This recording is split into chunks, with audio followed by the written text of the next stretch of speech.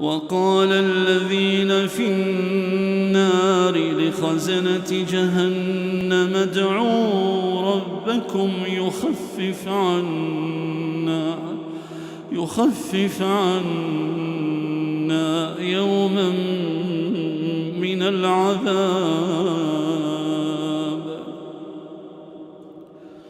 وقال الذين في النار لخزنة جهنم ادعوا ربكم يخفف عنا يوما من العذاب.